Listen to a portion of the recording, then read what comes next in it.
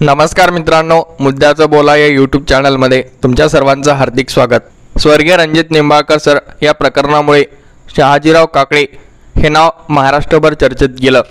मात्र शहाजीराव काकडे यांचा इतिहास आहे तरी काय हे जाणून घेण्यासाठी हा व्हिडिओ शेवटपर्यंत नक्की बघा व चॅनलला आतापर्यंत सबस्क्राईब केलं नसेल तर नक्की सबस्क्राईब करा.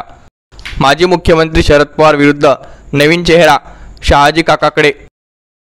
1984 या लोकसभा निवडणुकीत शरद पवार यांनी बारामती तालुक्यातून 54,000 मतांची घेतलेले लीड 1985 साली झालेल्या विधानसभा निवडणुकीत शहाजी काकडे यांनी थेट 18,000वर आणले होते.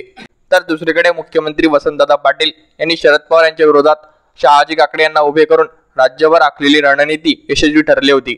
या निवडणुकीकडे राज्याचे लक्ष लागले होते.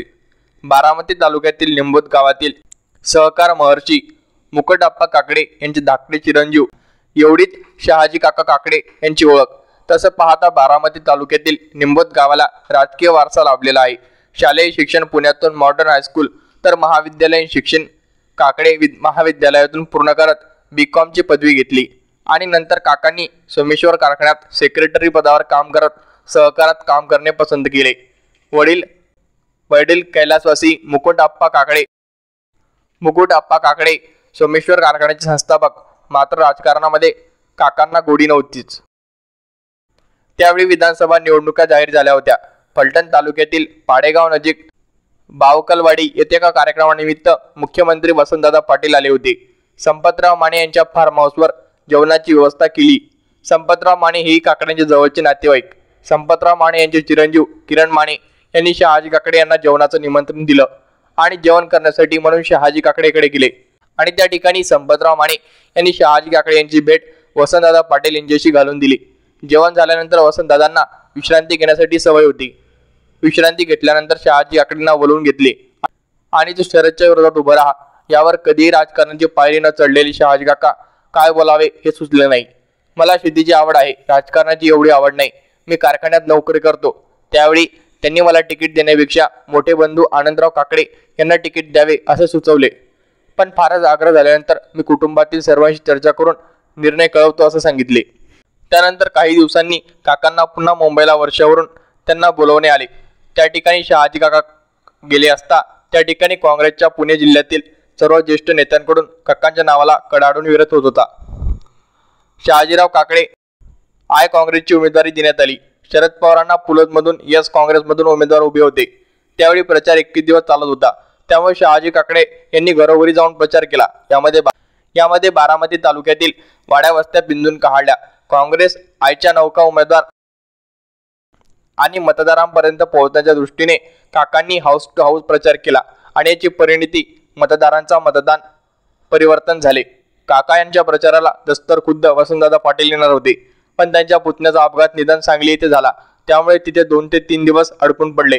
परंतु वसंतदादा यांनी दिलेल्या शब्दाप्रमाणे शहाजी काकडेंच्या सांगता सभेला सुनील दत्त आणि आनंदराव थोपटे तसेच प्रचार सभांमध्ये मनोज कुमार, HKL भगत, विठ्ठलराव गडगीळ अशा दिग्गजांच्या सभा झाल्या. आनंदराव थोपटे यांनी पूर्ण बारामती विधानसभा मतदारसंघात रामभाऊ भगत, बाळासाहेब गावंडे आणि अन्य सहकाऱ्यांना घेऊन हा मतदारसंघ पिंजून काढला. सोमेश्वर कारखान्याचे संचालक यांनी शहाजीराव काकडे यांना प्रचार केला. ही निवडणूक अटीतटीची झाली. विधानसभेच्या निवडणुकीचे निकाल लागल्यानंतर काकडे यांना वर्षावरून फोन आला आणि वसंतदादांनी त्यांना बोलवून घेतले. त्यावेळी आय काँग्रेस पक्ष सरकार स्थापन होणारे निश्चित झालं. महाराष्ट्रातून वर्षावर निवडून आलेले आमदार येत होते आणि वसंतदादांनी शहाजी काकांना शेजारी बसवून घेतले व निवडून आलेल्या प्रत्येक आमदाराला या युवकामुळे आपले सरकार आले असे सांगत होते. शहाजीराव काकडे यांना उभा करण्यामागे वसंतदादांची रणनीतीचा भाग होता की शरद पवारांना बारामतीत गुंतवून ठेवायचे आणि राज्यात आय काँग्रेसच्या जास्त जागा निवडून आणायच्या आणि तो प्रयोग यशस्वी झाला. 1985 ला यस काँग्रेसपेक्षा आय काँग्रेसच्या जास्त जागेवर विजय मिळवला. या निवडणुकीचे वैशिष्ट्य म्हणजे बारामती तालुक्यातील काटेवाडी, ढेकळवाडीसह तालुक्यातील काही बूथवर शहाजीराव काकडे यांनी आघाडी घेतली होती. या निवडणुकीत बारामती येथे प्रचारासाठी बाहेरून येणाऱ्या वक्त्यांना खालच्या पातळीवर व्यक्तिगत टीका करण्यास शहाजीराव काकडे यांनी मज्जाव केला होता. त्यामुळेही आजही पवार आणि शहाजी काकडे यांचे सलोख्याचे संबंध आहेत.